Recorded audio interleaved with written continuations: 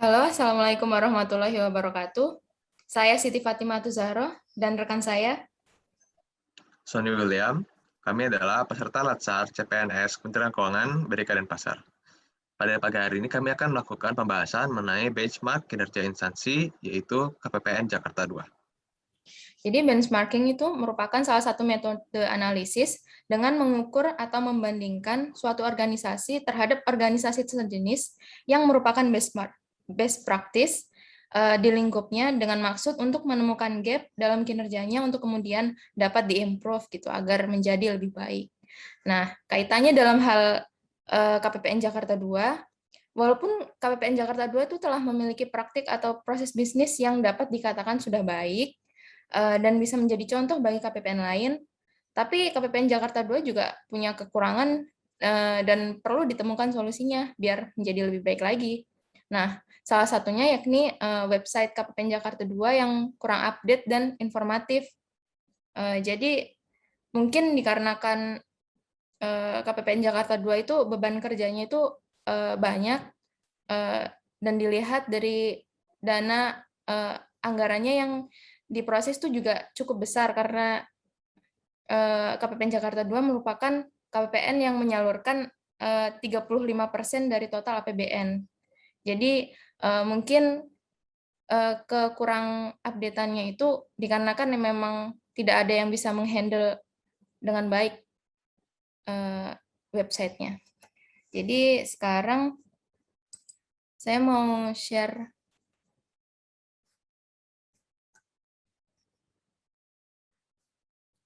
Nah, ini seperti yang ada di layar. Jadi mulai dari profilnya, isinya itu cuman terbatas sejarah, visi misi, dan lain-lainnya itu. Tapi isinya pun tidak kurang update gitu. Jadi tidak sesuai dengan kondisi yang KPPN Jakarta 2 saat ini. Kemudian layanannya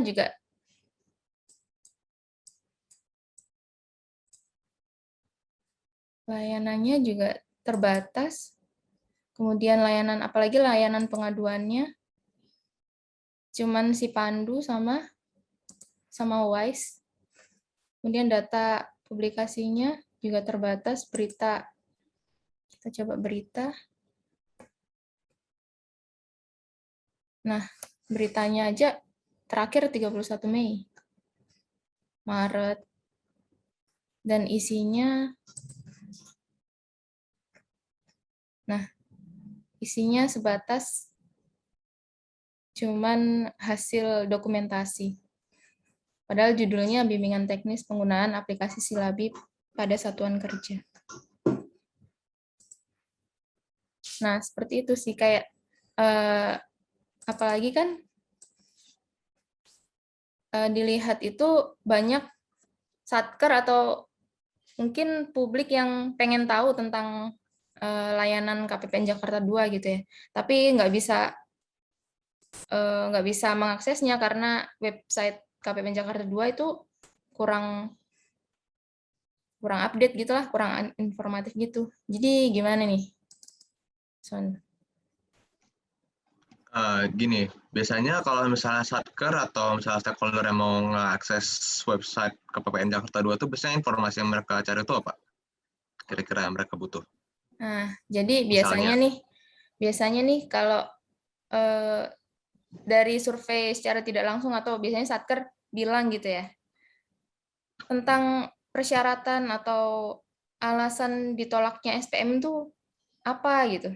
Jadi mereka nih kurang tahu, kurang paham gitu, walaupun ada aturan yang mengatur ataupun mungkin emang nggak ada di aturan itu. Jadi mereka ini kurang informasi gitu tentang itu.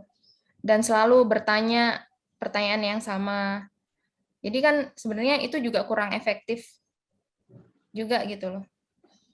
Jadi gimana? berarti mungkin kalau misalnya kayak dibuat satu segmen khusus di websitenya gitu ya, misalnya kayak untuk informasi publik, misalkan untuk pengajuan SPM, terus dibuat misalnya kayak grafik gitu, ngejelasin syaratnya apa-apa aja gitu kali ya maksudnya, Ya. biar lebih informatif. Jadi kira-kira nih Apa dong solusinya? Solusinya pasti websitenya mesti diupdate. Cuman masalahnya untuk dari SDM-nya itu siapa yang kayak bakal ngupdate itu, apakah dari pegawai kantor atau mungkin hire dari eksternal. Nah, itu. Kira-kira ada yang bisa jadi contoh gitu nggak ya? Kalau sesuai dengan tema kita hari ini, benchmarking. Kayaknya KPPN Metro sih yang paling update. Kalau soal kayak kemarin itu aku di waktu awal di bagian pencairan dana, itu ada syarat-syaratnya itu tuh aku dapat dari website KPPN Metro. Nah, jadi aku berasumsi mungkin untuk hal-hal lain itu dia lebih update juga. Coba lihat aja langsung ke websitenya. Nah, ini nih yang pengajuan SPMLS gini ya. Nah, gini. Ini nih Wah, yang gue suka ini maksudnya. Kayak untuk pengajuan SPMLS, belanja pegawai, langsung keluar sini informasinya semua. Nih, gue ingat banget hmm, nih kayak dari pegawai gue waktu di Jakarta 5 juga ngejelasin hmm, itu pakai ini dengan print dari tabel ini terus dijelasin ke aku. Itu waktu aku masih pertama kali di PD masih belum ngerti apa-apa. hmm. Dijelasin dari sini. Juga ada pengajuan SPM UP, SPM TUP. Nih, mantep banget dah. Jadi ini ya, kita nggak usah ribet nyari di peraturan PMK segala macam gitu ya. Iya, Hmm. tinggal langsung ke website KPPN-nya aja. Ini lengkap banget sih. MSKI juga ada untuk pengajuan KIPS ini juga biasanya kayak gue di juga di MSKI kemarin itu untuk pengajuan KIPS biasanya lewat email. Cuman biasanya sering-sering itu kita ada kayak kembaliin gitu emailnya karena misalnya nggak sesuai atau ada yang kurang Hmm. tuh. Tapi kalau misalnya ada website gini kita bilang kayak oh silakan tinggal lihat aja ke websitenya Pak, di situ ada tercantum semua gitu kan lebih enak. Seksi bank, gue nggak pernah sih kebetulan nggak pernah ke bank. Verifikasi, seksi Vera. Info dan publikasi. Ini biasanya kita lihat apa ya?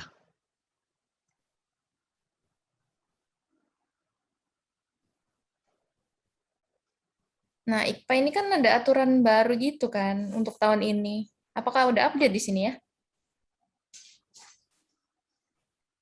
Indikator kinerja pelaksanaan anggaran. Hmm.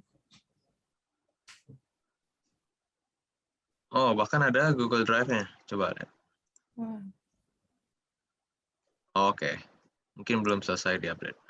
Tapi kayaknya update sih ini tahun 2021 punya. Iya sih, Secara tadi kalau yang dilihat di situ, KPPN Jakarta 2 nggak ada website gini kan? ya ini bedanya. KPPN Jakarta 2 tuh websitenya cuman yang dari DJPB doang. Ini dia punya sendiri ya, jadinya. Ya, keren sih. Oh, Nah, terus kalau misalnya berarti seharusnya kayak KPPN Jakarta 2 buat gini juga ya? Atau at least seperti ini. iya. Nah, jadi kalau misalnya mau dikaitin sama Aneka, dari hasil benchmarking kita dari KPPN Jakarta 2 terhadap KPPN Metro dalam hal layanan umum dan informasi publik ya. Pertama, untuk segi akuntabilitas, sebenarnya kalau misalnya KPPN Jakarta 2 itu bisa nampilin informasi seperti misalnya syarat-syarat pengajuan SPM, atau misalnya tadi yang kayak dibilang IPA gitu ya. Jadi mungkin bisa lebih selain memberikan informasi yang lebih bagus dan juga mempersingkat bisnis prosesnya juga meningkatkan nilai akuntabilitas atas anggaran yang dikelola sama KPPN. Selain itu mungkin dengan adanya dedicated website ya, selain daripada website dan daripada DJPB, itu bisa meningkatkan mutu pelayanan juga, dan yang pasti itu jadi lebih efektif dan efisien karena kalau misalnya ada kekurangan, misalkan ada penolakan sama satker, itu juga mereka lebih gampang buat lihat referensi dan syarat-syarat pengajuan, misalkan SPM, LS, atau SPM, PAIDS, dan semacamnya. Sama yang ketiga itu di bidang anti korupsi. Dimana kalau misalnya KPPN Jakarta 2 tuh tadi seperti dijelaskan, untuk whistleblowing system sama reporting system itu masih terbatas, tadi cuma 2 ya. Sementara kalau misalnya di KPPN Metro itu banyak, kayak tadi di websitenya kita lihat itu ada dari call center, SMS, email, website kota pengaduan, surat faksimile, sama secara langsung ke CSO. Itu 3 poin yang dari aneka yang kita lihat itu bisa diimprove. Nah, untuk saran ke depannya itu mungkin KPPN Jakarta 2 mengingat juga apalagi khususnya ya, karena tadi dibilang itu dia mengelola 30% APBN. Maka kayak kita tuh ngerasa kayak sayang banget kalau misalnya kehambat gitu. Sementara ini kan APBN yang dikelola gede. Jadi dengan adanya kita bikin website khusus misalnya, itu salah satu bentuk improvement dari bisnis proses sama layanan umum. Nah, untuk develop website-nya itu pasti nggak mudah dan nggak murah juga. Tapi berhubung karena tadi kayak dijelasin, beban kerja di kantor tuh gede banget, jadi mungkin kita menyarankan kalau misalnya KPPN Jakarta 2 itu untuk meng-hire pihak eksternal buat nge-develop dedicated website. At least untuk ngejelasin bisnis proses sama layanan umum, sama juga untuk reporting system. Jadi mungkin kendalanya sih di situ ya. Jadi harus diomongin lagi gitu ya. Jadi harus dirapatkan ulang gitu. Iya, Diomongin ada lagi baiknya gimana dirapatkan caranya. ulang untuk ditinjau gimana apakah cost sama benefit-nya gitu. Semoga banyak benefit-nya sih. Oke, sekian diskusi dari kami. Kami telah mengulas dari awal topik yang kami benchmark itu yaitu mengenai layanan umum dan juga untuk segi anti korupsi. Kami telah kaitkan dengan aneka dan juga beberapa rekomendasi yang kami berikan, pertama yaitu desain ulang atau pembuatan website baru dengan bantuan pihak eksternal, dan yang kedua itu mengenai penambahan reporting system di KPPN Jakarta 2. Sekian dan terima kasih. Assalamualaikum warahmatullahi wabarakatuh.